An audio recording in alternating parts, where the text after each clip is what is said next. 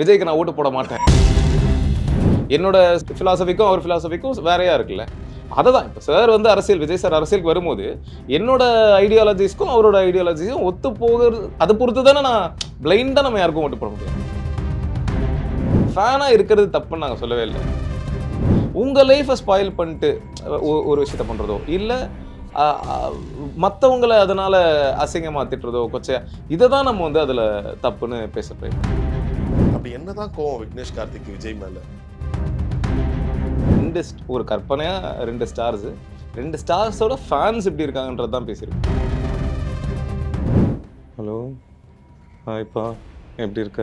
அண்ணா நல்லா இருக்கேண்ணா. ரொம்ப சந்தோஷம்ப்பா. படம் பார்த்தேன், ஹாட்ஸ்பாட் 2 ரொம்ப நல்லா இருந்தது. என் மனசில் என்னோட ரசிகர்கள் கிட்டலாம் நான் என்ன சொல்லணும்னு நினச்சிருந்தேனோ அதை ரொம்ப அழகாக சொல்லியிருந்தீங்க. கேப் புக் பண்ணீங்கன்னா இனி அதை ரெட் டாக்ஸில புக் பண்ணுங்க. உலகம் உங்கள் கையில். மாண்புமிகு தமிழ்நாடு முதலமைச்சர் திரு மு க ஸ்டாலின் அவர்கள் 10 லட்சம் மடிக்கணினிகள் வழங்கும் மாபெரும் விழா. ரகங்கள் பலவிதம், ஒவ்வொன்றும் உலகத்தரம். தமிழக உற்பத்தியில் உங்கள் Anuj styles. Yes, hello brother, வணக்கம்.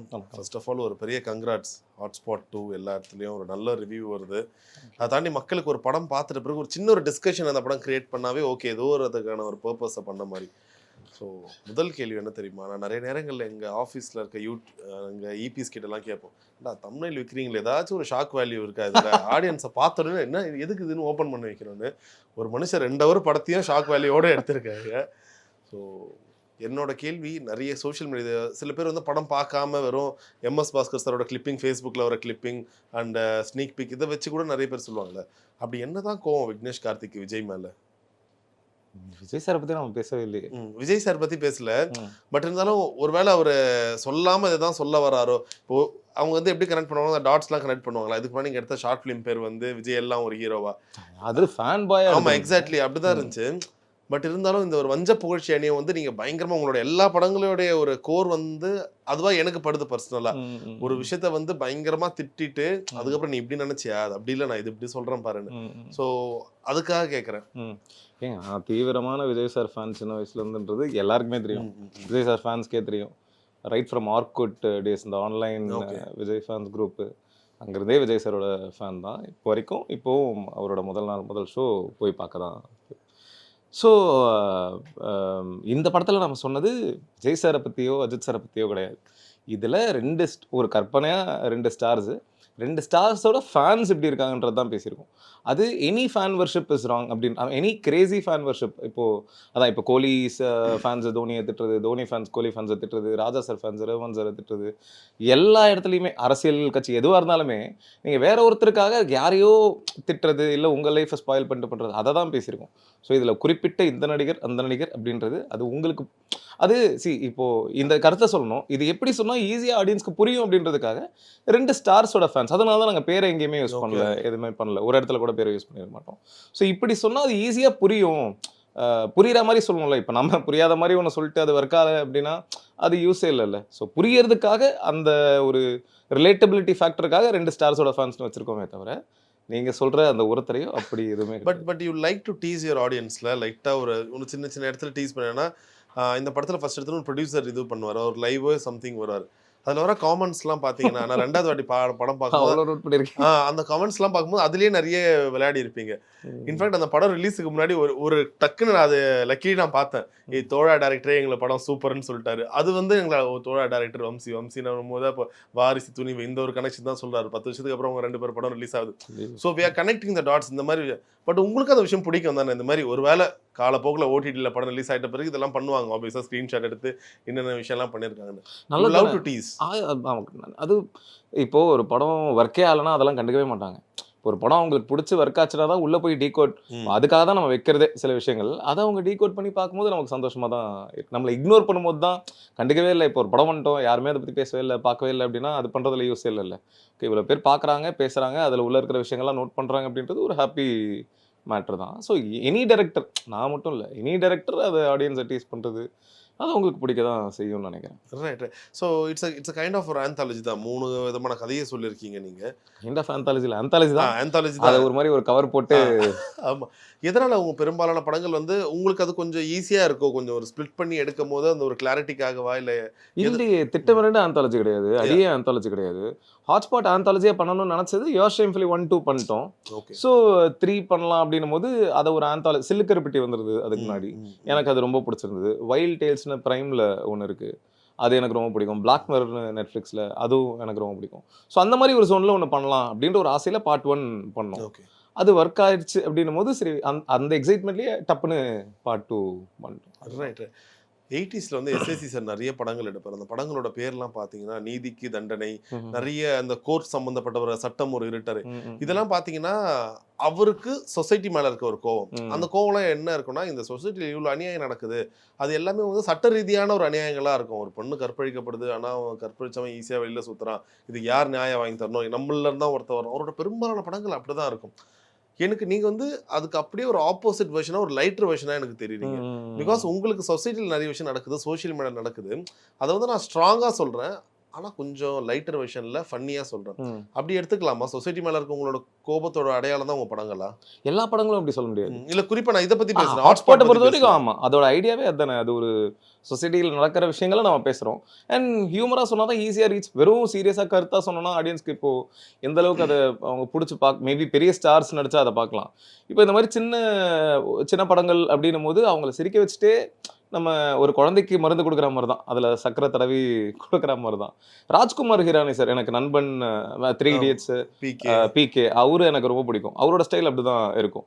பிகேல ஒரு பயங்கரமான ஒரு கருத்து சொல்லுவார், ஆனால் பயங்கர ஜாலியாக சொல்லியிருப்பார். 3 இடியட்ஸும் முக்கியமான கருத்து, ஜாலியாக சொல்லியிருப்பார். அந்த மாதிரி சொல்லணும் தான். ஒரு கருத்து ஸ்ட்ராங்கான கருத்தாக இருந்தாலும் அது எந்த அளவுக்கு என்ஜாயபிளாக என்கேஜிங்காக சொல்கிறோமோ அப்படி சொன்னால் ஈஸியாக ரீச் ஆகும் அப்படின்ற ஒரு ஃபீல் தான். Okay okay. குறிப்பாக இதில் இந்த ஒரு மூணு ஸ்டோரியில் அந்த ஃபர்ஸ்ட் ஸ்டோரி வந்து அது ஒரு வகையாக இம்பாக்ட் இருந்துச்சு. அஸ்வின் அவர்தான் இருக்கட்டும், தம்பிரான். நான் முதல் கதையை பற்றி, ஏன்னா அது ஃபர்ஸ்ட் ஒரு 1 hour நீங்கள் அதை பற்றி தான் படமாக எடுத்துருந்தீங்க. ஸோ அப்படி பார்க்கும்போது எம்எஸ் பாஸ்கர் சாரோட அந்த ஒரு மோனோலாக் வந்து இப்போ பயங்கரமாக ட்ரெண்ட் ஆகிட்டு இருக்கு.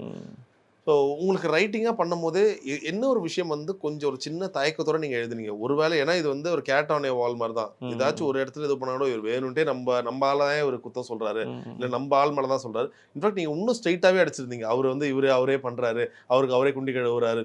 இந்த இதில் வந்து ரொம்ப ஸ்ட்ரைட்டாக இருந்துச்சு, ப்ரூட்டலி ஆனஸ்டாக இருந்துச்சு. உங்களுக்கு ஏதாச்சும் ஒரு இடத்துல ஒரு தயக்கம் இருந்துச்சா? ஒரு வேலை இந்த கதை போதும். இந்த ஃபர்ஸ்ட் கதை வந்து 2019 எழுதியாச்சு. ஸோ அது 19 எழுதியாச்சு. ஏன்னா அப்போ அது ஒரு 8 எபிசோடா ஒரு சீரீஸா ஒரு ஓடிடிக்கு பண்றதா இருந்தது. சரி சரி. ஸோ அதில் ஒன் ஆஃப் த கதை இது. ஸோ 19 எழுதியாச்சு. ஸோ இது வரைக்கும் அப்படியே பார்ட் 1 பண்ணும்போது அதை பண்ணல, ஏன்னா அது பட்ஜெட் கொஞ்சம் அதிகம், க்ரௌடு இதெல்லாம் இருந்ததுனால அதை பண்ணல. பார்ட் 2 பண்ணும்போது அதை பண்ணலாம் அப்படின்ட்டு பண்ணோம். ஸோ இப்போ அது ரிலேட்டபிளாக இருக்குது அப்படின்னா அது சினாரியோஸ் நிறைய இன்சிடென்ட்ஸ் நடந்து அதை வேற மாதிரி அது ஆயிடுச்சு. ஆனால் அப்படி கிடையாது. அது அகைன் எதுக்கு இதை சொல்கிறேன் அப்படின்னா, ஒரு ஸ்டாரையோ 2 ஸ்டாரையோ நம்ம குத்தி பண்ணவே இல்லை. அண்ட் அந்த மேட்ரு எனக்கே ரொம்ப இரிட்டேட்டிங்காக தான் இருந்திருக்கு. இந்த அவர் பேண்ட் அவரே போட்டுக்கிறாரு, அதெல்லாம் வீடியோஸ் பார்க்கும்போது இப்போ ரீசெண்டாக கூட நீங்களே கலாட்டால ஒன்று போட்டுருந்தீங்கன்னு நினைக்கிறேன்.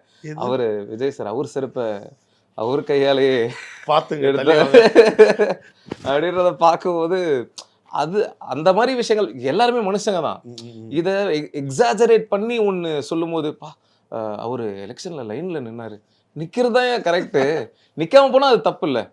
ஒரு கரெக்டா நடக்கிற ஒரு டிஃபால்ட்டா நடக்கிற ஒரு விஷயத்த நீங்க அப்படி பெருசுப்படுத்தி மிகைப்படுத்தி நீங்களா ஒன்று கிரியேட் பண்ணும்போது அது அது தப்பு இல்லை அப்படின்றது தான் அந்த டயலாக்ல பேச ட்ரை பண்ணுது. உங்களுக்கு எப்போ வந்து இந்த ஹீரோ வர்ஷிப் வந்து ஓகே இது ஒரு லிமிட்டை தாண்டி போதும்னு நீங்கள் பார்த்த ஒரு சம்பவம் இல்லை ஏதாச்சும் உங்களுக்கு இம்பாக்ட்ஃபுல்? ஏன்னா நீங்கள் அது ஒரு எக்ஸாம்பிளாக சொல்லியிருப்பீங்க, லாரியிலேருந்து ஒரு பையன் விழுந்தானே, அது துணியும் அப்போ நடந்த ஒரு விஷயம் ரோஹிணி தேட்டர் வாசலில். இன்னொன்று அந்த கட் அவுட் அது காலங்காலமாக நிறைய இடத்துல நடந்துக்கிட்டே இருக்கு. ஸோ ஒரு சின்ன விஷயம், அந்த ஒரு விஷயம் சொல்கிறோம், அதில் உண்மையாக இருக்கணும், அது கலந்த மாதிரியான ஒரு பொய்ன்னு இல்லை, ஒரு இமேஜினேஷனும் இருக்கணும். அப்படிதான் இது. ஆமாம் ஆமாம். கேள்வி வந்து எனக்கு எப்போ இந்த இது வந்து உங்களுக்கு என்ன இந்த அளவுக்கு இவனுங்க பண்ணணுமா, ஏன்பா இப்படி பண்ணணும், ரொம்ப உங்களுக்கு ஹிட் ஆனது எப்போ? இல்லை நம்ம நமக்கு நம்ம லைஃப் எக்ஸ்பீரியன்ஸில் நமக்கே ஒரு புரிதல் வரும்ல, எவால்வ் ஆகும்ல. ஸோ அது கிராஜுவலாக இந்த இன்சிடென்ட் தான் அந்த இன்சிடென்ட் தான் அப்படின்னு சொல்ல முடியாது. மேபி இப்போது கனடாவில் ஒரு ஸ்டார், அந்த மேட்டர் நீங்கள் கேள்விப்பட்டிருப்பீங்கன்னு நினைக்கிறேன். ஒரு ஸ்டார் வந்து அவரோட ஃபேன் ஒருத்தர் வந்து அவரோட ப்ரொஃபைலில் கமெண்ட் பண்ணி வேற யார் கூட ஒரு ரிலேஷன்ஷிப்ல இருந்திருக்காரு, அந்த ஃபேனை கூப்பிட்டு வந்து அடிச்சு கொண்டுட்டாங்க தெரியும்ல. அவரு அந்த மேட்டர்லாம் இத்தனைக்கும் இவன் வந்து ஒரு ஃபேனாக தான் பேசியிருக்கான். ஆனால் அவர் பண்ண ஒரு விஷயம் இருக்குல்ல, அதெல்லாமே தான் அதான் நாங்கள் எல்லாத்தையுமே தான் அதில் பேச ட்ரை. ரீசெண்டாக ஒரு ஸ்டாம்பீட் ஒன்று இதில் தேட்டரில் நடந்தது, ஆமா. தெலுங்கு புஷ்பா 2. யா யா யா இந்த மாதிரி நிறைய விஷயங்கள் வச்சு பண்ணது தான். ஸோ இந்த இன்சிடென்ட் தான் அந்த இன்சிடென்ட். அதை தாண்டி நம்மளே ஒரு ஒரு ஒரு கொஞ்சம் கொஞ்சமாக நமக்கு வயசாக ஆக நமக்கு ஒரு புரிதல் வரும். இப்போ 25 வயசில் நான் பண்ண விஷயங்கள் இப்போ நான் திருப்பி என்ன இப்படி பண்ணியிருக்கோம் அப்படின்னு தோணும். உங்களுக்கும் அப்படி தோணும், எல்லாருக்கும் அப்படி தோணும்ல. அப்படி வர ஒரு எவல்யூஷனாக நடக்கிறது தான். Right right. அதில் என்ன சூப்பரான விஷயம்னா நீங்கள் எதுவுமே வந்து ஒரு ப்ரீச்சியாக கொடுக்காம அது ஃபைனலாக எம்எஸ் பாஸ்கர் சாருக்கான ஒரு எண்டிங் கொடுத்துருப்பீங்கல்ல. அது எப்படி சொல்றது, இவனுங்க திருந்தவே மாட்டானுங்கப்பா கடைசி, அப்படி எடுத்துக்கலாமா இல்லை how can we take that? அது ஒரு ஜாலியாக ஒரு ரியாலிட்டியை. ஏன்னா இன்ஸ்டால எனக்கு நிறைய தலைவா உங்கள் ஃபேன் ஆகிட்டேன்னு எனக்கு ஃபேனாக அகைன் அதான் சொல்கிறேன், ஃபேனாக இருக்கிறது தப்புன்னு நாங்கள் சொல்லவே இல்லை. எல்லாருக்குமே யாரோ ஒருத்தரை பிடிக்கும், அவங்க நம்ம லைஃப்பில் ஏதோ ஒரு இன்ஸ்பிரேஷன் கிரியேட் பண்ணுவாங்க, இந்த மாதிரி ஆகணும் அப்படின்னு நினச்சி அது நம்ம லைஃப்க்கு ஹெல்ப் பண்ணுற வரைக்கும் ஓகே. ஒருத்தருக்கு ஃபேனாக இருந்து எனக்கு அவர் ரொம்ப பிடிக்கும்பா, அவர் படம்னா நான் பார்த்துருவேன், இது உங்கள் லைஃப்பை ஸ்பாயில் பண்ணிட்டு ஒரு விஷயத்த பண்ணுறதோ இல்லை மற்றவங்களை அதனால அசிங்கமா திட்டுறதோ கொச்சையா, இதை தான் நம்ம வந்து அதில் தப்புன்னு பேச ட்ரை பண்ணியிருக்கோம். நான் இப்போ நான் விஜய் சார் ஃபேன் தான். ஆனா நான் என்ன ஃபேனா இருந்து என்னெல்லாம் போட்டிருக்கீங்களா? ஐ மீன் லைக் இப்போ 10 வருஷத்துக்கு முன்னாடி பயங்கரமாங்க ரோட்ல நின்று நானே என் ஃப்ரெண்ட் அஜித் ஃபேன், அவன் அஜித் சார் ஃபேனு, சின்ன 10th 11th 12th வந்து அவன் பயங்கரமா நான் அசிங்கமாத்திட்டு எப்படா பேசுவேன் தளபதி அப்படின்லாம் பேசி அவன் கூட பேசாம சண்டை போட்டு படம் ரிலீஸ் ஆகி நல்லா இல்லைன்னு சொல்லிட்டா நான் பேச மாட்டேன். அப்போ நான் காலேஜ் படிச்சது வந்து 2006 to 10 கரெக்டா அந்த 4 வருஷம் விஜய் சாருக்கு எல்லாமே போக்கிரி 2006ல ரிலீஸ் ஆச்சு ஃபர்ஸ்ட் இயர். அப்போ ஒரு மாதிரி அவர் படம் ஹிட்னா நாம ஏதோ நானே படம் எடுத்து ஹிட்டான ஒரு ஃபீல்ல பார்த்தல அப்படின்னு. அடுத்த 3 வருஷம் கண்டினியூஸா எல்லாமே குருவி வில்லு என் காலேஜ் 4 வருஷம் ஃபுல்லா ஒவ்வொரு வாட்டி படம் ரிலீஸ் ஆகும்போது என்ன வச்சு செய்வாங்க. நாங்கள் காலேஜ் போக மாட்டோம், ஒரு 2-3 நாள் காலேஜ் போக மாட்டோம். ஏன்னா போனால் எங்கடா அவன் அப்படின்ற மாதிரி கேட்டு ஐயோ இவனுங்க தலையில் நாங்கள் விஜய் ஃபேன்ஸ் குரூப்பாக இருப்போம் காலேஜில், எல்லாம் தேட்டருக்கு போய் படம் பார்த்துட்டு இல்லை ஒருத்தர் நாளைக்கு எப்படா காலேஜுக்கு போகிறது இப்படின்னு ஒரு சூழ்நிலை இருக்கும். ஸோ அப்போ எவனாவது படம் நல்லா இல்லைன்னு பேசினா நாங்கள் நல்லா இல்லைன்னு சொல்ல மாட்டோம், படம் எங்களுக்குள்ளே நாங்கள் பேசிப்போமே தவிர என்ன தளபதி டான்ஸை பார்த்தல அந்த பஞ்சு டைலாக பார்த்தால அந்த முட்டு கொடுத்து அதெல்லாம் நிறைய நடந்திருக்கு. Okay okay right. சரி, இப்போ உங்களுக்கு அந்த ஒரு எப்படி சொல்றது, ஒரு ஞானம்னு சொல்ல முடியாது, பட் ஒரு விஷயம் நடந்திருக்கலாம். ஓகே மெச்சூரிட்டி தான். எக்ஸாக்ட். ஒரு இன்டர்வியூல வந்து வெற்றிமாறன் சார் சொல்லியிருப்பாரு, அது வரைக்கும் நான் வந்து பயங்கர ரஜினி சார் ஃபேனா இருந்தேன். நான் எப்போ தளபதி படம் பார்த்தனோ நான் வந்து ரஜினி ஃபேனா இருக்கணும்னு ஆசைப்படல, நான் மணிரத்னம் ஃபேனா மாறினேன். ஏன்னா அதோட கிராஃப்ட் எனக்கு பிடிச்சது. அப்போ எந்த இடத்துல உங்களுக்கு வந்து ஒரு ஹீரோ வர்ஷிப் இதெல்லாம் தாண்டி ஒரு கிராஃப்டா, ஓகே இவங்க வந்து ஒரு நடிப்புறாங்க, அதுக்கான கோடி ரூபாய் வாங்குறாங்க, அந்த ஒரு புரிதல் ஏற்பட்டிருக்கும். அது எப்போ ஏற்பட்டு? நிறைய பேசுவோம். இப்போ நாங்கள் டைரக்ஷன் டீம்லேயே நிறைய பேசுவோம். இது மட்டும் இல்லை, இந்த மாதிரி நிறைய விஷயங்கள் பேசும்போது இது சம்மந்தமாக பேச பேச பேச வர புரிதல் தான். ஆமாம் கரெக்டு. இப்போ ஃபேனாக இருக்கும், அதனால என்ன ஐ மீன் அதுக்கு நம்ம என்ன பண்ணணும், எந்த எக்ஸ்டென்ட் வரைக்கும் நம்ம கிரேசியாக போகிறோம், அப்படி கிரேசியாக இருக்கிறது சரியா தப்பா. இப்போ வரைக்கும் என் ஃப்ரெண்டு எனக்கு ஃப்ரெண்டு தான். அதான் நிறைய இன்டர்வியூஸ்லும் சொல்லியிருக்கேன். இப்போ எனக்கு ஆக்சிடென்ட் ஆகி நான் வந்து அடிபட்டிருக்கேன்னா நான் ஃபோன் பண்ணால் என் ஃப்ரெண்டு வருவானா இல்லை வேற அவங்க வருவாங்களா அப்படின்னு என் ஃப்ரெண்டு தான் வரப்போகிறோம். அப்போ நான் அவங்களுக்காக இவங்க கூட சண்டை போடுறது சரியா தப்பா அப்படின்ற ஒரு விஷயம் இருக்குல்ல. ஓகே என்ஜாய் பண்ணுறது, படம் நல்லா தான் இருக்கு, படம் சண்டை போட்டு பேசாமல் இருக்கிறது இல்லை, அவனை அசிங்கமாக திட்டுறது, அவன் ஃப்ரெண்ட்ஷிப்பே வேணான்னு நினைக்கிறது, அவனை ஹர்ட் பண்ணி பேசுறது, இல்லை வேற யாரையோ அசிங்கமாக அவங்க குடும்பத்தையே திட்டுறது, இதெல்லாம் தப்பு. இதை தான் நான் சொல்கிறேன். Liking somebody, admiring somebody, being a fan for somebody, that is totally your call. I am nobody to comment on that. But உங்கள் லைஃப்பை ஸ்பாயில் பண்ணிட்டு அகைன் மற்றவங்கள ஹர்ட் பண்ணிட்டு அது வேணாமே அப்படின்றது தான். Right right right neatly put.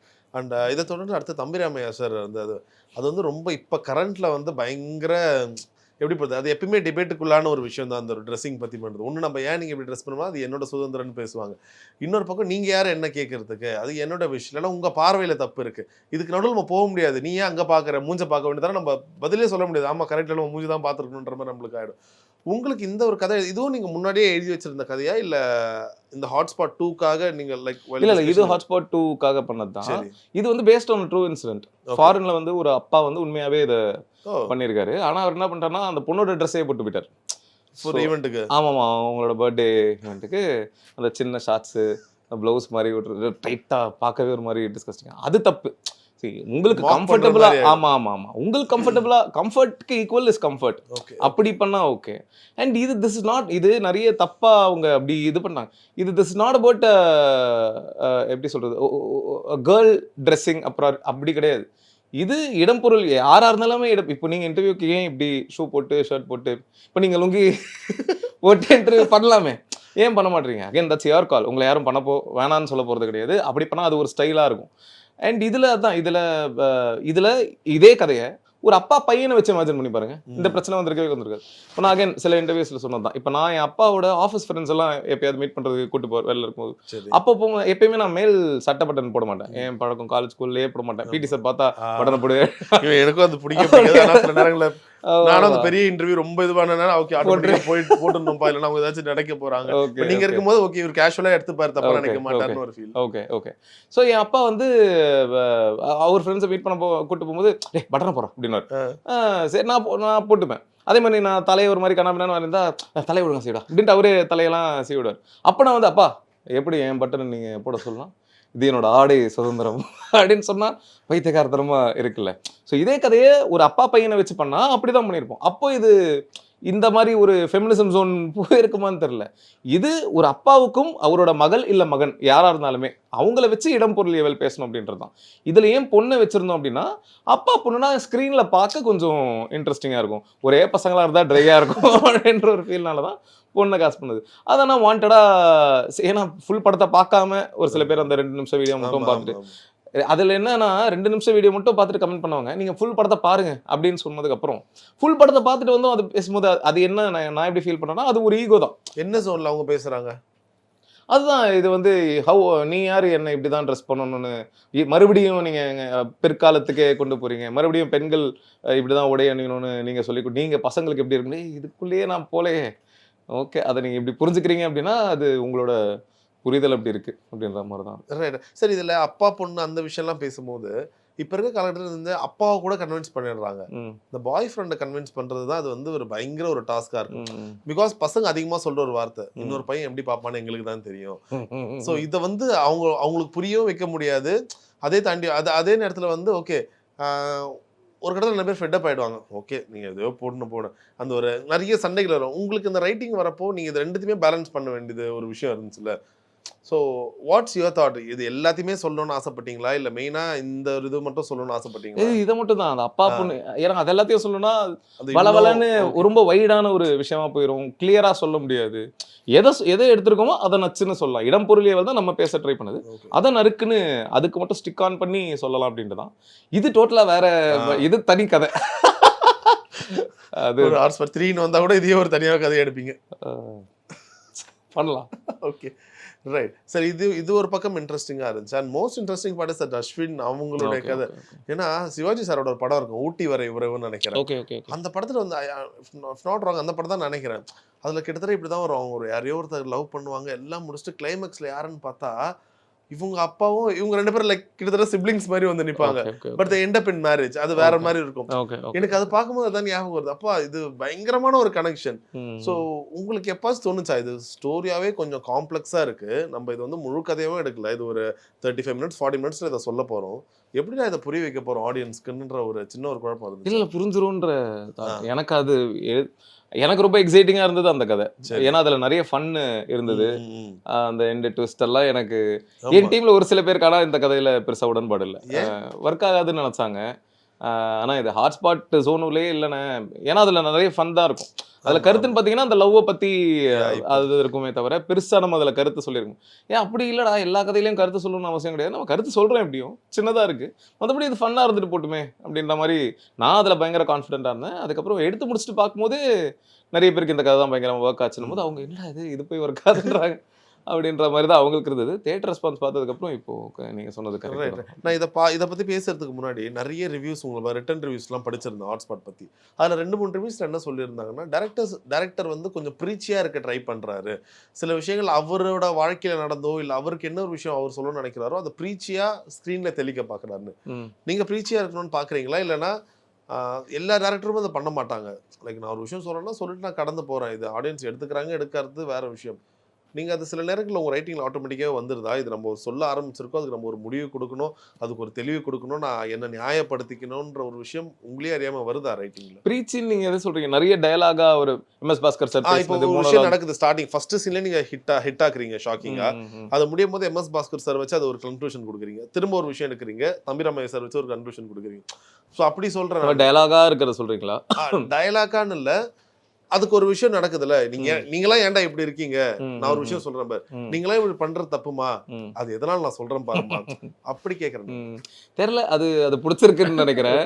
ஆனா நிறைய டயலாகா பேசுறது கொஞ்சம் கம்மி பண்ணோன்னு நினைக்கிறேன். எனக்கு இதுலயே ஆக்சுவலி எம்எஸ் பாஸ்கர் சார் பேசுறதுதான் கொஞ்சம் லென்த் ஆயிருமோ, ஒரு மாதிரி என்னடா அப்படின்ற மாதிரி ஃபீல் பண்றவங்கலாம் எனக்கு பயம் இருந்தது.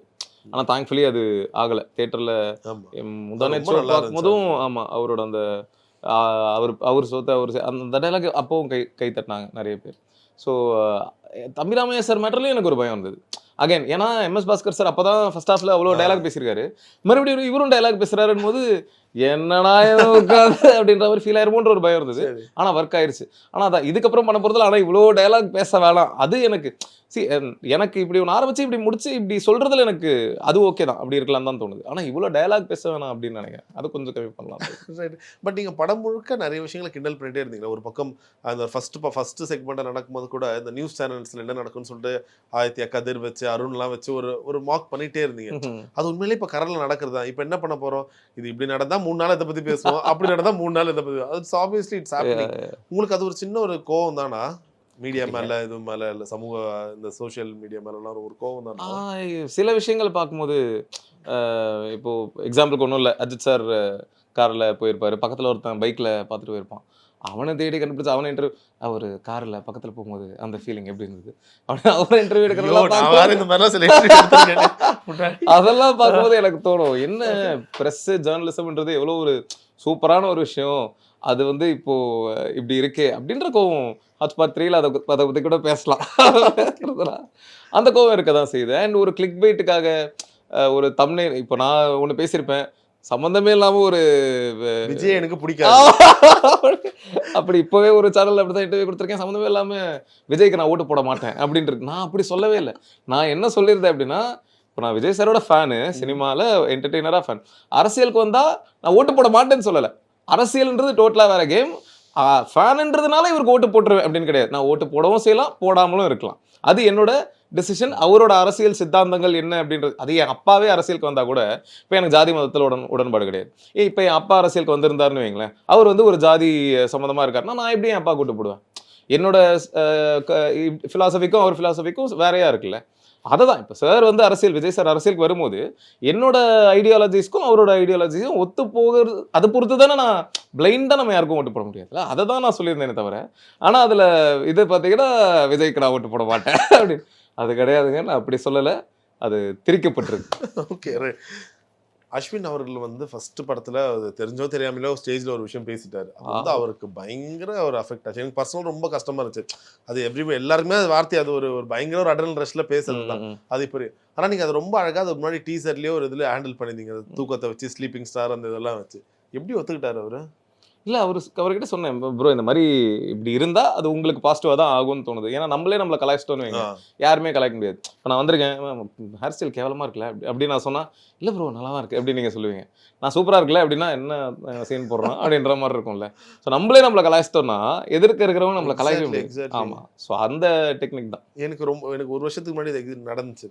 விஷால் சார் வந்து ஃபர்ஸ்ட் இந்த அனகொண்டா அந்த விஷயம் வச்சு பயங்கரமாக கலாய்ப்பாங்க. அது மார்க்கண்டினில் ஆமா, தெரிஞ்சது தெரியாமல அது என் இன்டர்வியூல தான் நடந்துச்சு அந்த விஷயம். வந்து நான் ரொம்ப நாளா வந்து அதை நான் எப்படி இவர்கிட்ட சொல்றது, சார் அது தெரியாம நடந்துச்சு சார், அது சொல்றதுக்கு நான் கஷ்டப்பட்டேன். பார்த்தா மார்க் ஆண்டில நானே ஒரு இன்டர்வியூ எடுக்க சூழல் எனக்கு மாதிரி பதட்டமா இருந்துச்சு. என்னடா அது நம்ம ஒரு ஆள் பார்த்தா மிரட்டுவார், அடே நீ தானே இப்படி அனகொண்டா ஆகிட்டேன்னு. பட் நானே சொல்லிட்டேன், சார் நான் ஏதோ இல்ல நான் இந்த படம் மூலமா ஒரு கிளாரிபிகேஷன் மாதிரி ஆயிடுச்சு, திஸ் இஸ் நான் தான் அனகொண்டான்னு சொன்னேன். இப்ப இனிமேல யாராவது கிண்டலே பண்ண மாட்டாங்க மாசா. அப்புறம் தான் தெரிஞ்சது ஒரு விஷயத்தை பத்தி நம்ம ஐயோ பயந்து போனா அதை ஏதோ பண்றாங்க, அதை நம்ம அஃபன் பண்ணி அப்படிதாண்டான்னு சொன்னா அதை எல்லாம் மறந்துடுறாங்க. நீங்க உங்க படங்களை நிறைய இடத்துல நீங்க அதை இந்த மாதிரி விஷயங்களை யூஸ் பண்றீங்க. ஆமா, அது நம்மளே வெங்கட் பிரபு சார் நிறைய பண்ணுவார். அதை நம்மளே எங்க படத்துல கதையே கிடையாது அப்படின்னு நம்ம டைரக்ஷன் பண்றோம், அவங்களே உங்களை ட்ரால் பண்ணிப்பாங்க. அது எப்பயுமே நல்லா ஒர்க் ஆகும். ஓகே ஆனா உங்களுக்கும் எனக்கு ஒரு சிமிலாரிட்டி இருக்கு. எப்படி அனகோண்டா இன்டர்வியூல நீங்க இருந்தீங்களோ, லிங்கசாமி சாரோட இந்த மொத்த வித்தைய இறக்குற அது நான் தான். நானும் பிரியங்காவை தான்.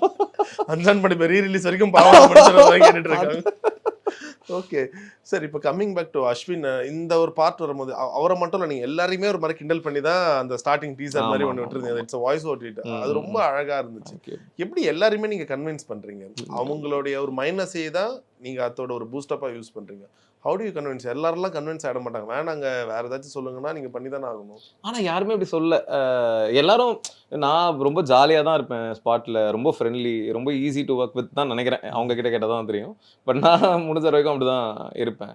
ஸோ எல்லாரும் நல்ல ராப்போல தான் இருப்பாங்க. ஜென்ரலாகவே நிறைய பேருக்கு படம் ஆரம்பிக்கும் போது ஒரு ராப்போல இருப்பாங்க. படம் முடியும் போது அவங்களுக்கும் எங்களுக்கும் பிரச்சனை வந்திருக்கும். ஹீரோவும் டைரக்டரும் பேசிக்க மாட்டாங்க, ப்ரொடியூசரும் டைரக்டரும். அப்பெல்லாம் இது வரைக்கும் எனக்கு இருந்ததே கிடையாது. ஐஸ்வர்யா கூட இப்போ வரைக்கும் சூப்பர் ராப்போ, ஜிவி கூட இப்போ வரைக்கும் சூப்பர். ஹாட்ஸ்பாட் 1ல நடிச்சவங்க எல்லாருமே 2வும் அதே மாதிரி தான். ஸோ அதனால நான் ஒன்று பண்ணுறேன் அப்படின் போது இவன் ராங் இன்டென்ஷனில் பண்ணலன்றது உங்களுக்கு தெரியும். அதை தாண்டி இவன் ஏதோ ஒன்று பண்ணுவான், அது ஏதோ ஒர்க் ஆயிரும்ன்ற ஒரு பிலீஃபோ என் மேலே இருக்கிற நம்பிக்கைன்னு நினைக்கிறேன். பவானி தான் கொஞ்சம் விக்னேஷ் பார்த்து அவங்க ரொம்ப ஸ்வீட்டு, பட் அவங்களுக்கு இது எப்படி ஆயிரும்ன்ற ஒரு வருது. ஆனால் எல்லாருமே யாருமே இது வேணாம் அப்படின்னு சொல்லலை. விக்னேஷ் கார்த்திக் ஒரு மிமிக்ரி ஆர்டிஸ்ட் உங்களுக்குள்ள பயங்கரமா இருந்தாரு. என்ன ஆனார் அவர்? இப்பெல்லாம் பண்றீங்களா? மறந்துட்டேன் நிறைய. What's your favourite voice? அந்த நேரத்துல Vijay sir voice. Vijay sir voice தான். இல்ல விஜய் சார் வந்து இந்த ஹாட்ஸ்பாட் 2 பாத்துறாரு அந்த ஃபர்ஸ்ட் ஹாஃப். பார்த்துட்டு விக்னேஷ் கார்த்திக் ஃபோன் பண்ணி பேசினா என்ன பேசிருக்கு? ஹலோ, ஹாய்ப்பா, எப்படி இருக்க? அண்ணா நல்லா இருக்கேண்ணா. ரொம்ப சந்தோஷம்ப்பா. படம் பார்த்தேன், ஹாட்ஸ்பாட் 2 ரொம்ப நல்லா இருந்தது. என் மனசில் என்னோட ரசிகர்கள் கிட்டலாம் நான் என்ன சொல்லணும்னு நினச்சிருந்தேனோ அதை ரொம்ப அழகாக சொல்லியிருந்தீங்க. ரொம்ப நல்லா இருந்தது. நல்லா பண்ணுறீங்க, நல்லா பண்ணுங்கப்பா. All the best. சாரிப்பா, ஒரு விஷயம் சொல்ல மறந்துட்டேன். மக்கள் இல்லை என் ரசிகர்கள் யாராவது அந்த நீங்கள் சொல்லியிருக்கிற அந்த கதையை தப்பாக புரிஞ்சுக்கிட்டு உங்களை திட்டுறாங்க அப்படின்னா அதை தப்பாக எடுத்துக்காதீங்கப்பா. நீங்கள் கரெக்டான விஷயத்த தான் சொல்லியிருக்கீங்க. என்னோடய உண்மையான ரசிகர்கள் கண்டிப்பாக இதை கரெக்டாக புரிஞ்சுப்பாங்கப்பா. தேங்க்யூ. எடுப்பட்டேன். உண்மையான விஜய் சார் ஃபேன்ஸ் ஏதாவது சொன்னாங்களா யாராச்சும்? இல்லை, அது திரிக்கப்படுதில்லை. இப்போ நிறைய பேர் என்ன பண்ணிட்டாங்க, அந்த MS பாஸ்கர் சார் பேசின டயலாகை அப்படியே விஜய் சார் கூட வச்சு வீடியோவா கட் பண்ணி ஷேர் பண்ண ஆரம்பிச்சிட்டாங்க. டே என்னடா இது அப்படின்ற மாதிரி இருந்தது. அப்படி ஷேர் ஆகும்போது மேபி அதை அவங்க அப்படி புரிஞ்சுக்க வாய்ப்பு இருக்குல்ல. ஸோ அதுக்கு கீப் க்ரோயிங். அடுத்தடுத்து நீங்க சொல்லும் போதே அந்த ஒரு பில்டப் பயங்கரமா இருக்கு. ஸோ கண்டிப்பா அந்த படத்தை நாங்கள் பெருசாக எதிர்ப்போம். தேங்க்யூ. நேரத்துக்கு மிகப்பெரிய நன்றி, வாழ்த்து. தேங்க்யூ. கேப் புக் பண்ணீங்கன்னா இனி அதை ரெட் டாக்ஸில புக் பண்ணுங்க. உலகம் உங்கள் கையில். மாண்புமிகு தமிழ்நாடு முதலமைச்சர் திரு மு க ஸ்டாலின் அவர்கள் 10 லட்சம் மடிக்கணினிகள் வழங்கும் மாபெரும் விழா. ரகங்கள் பலவிதம், ஒவ்வொன்றும் உலகத்தரம். தமிழக உற்பத்தியில் உங்கள் அனுஜ் டைல்ஸ்.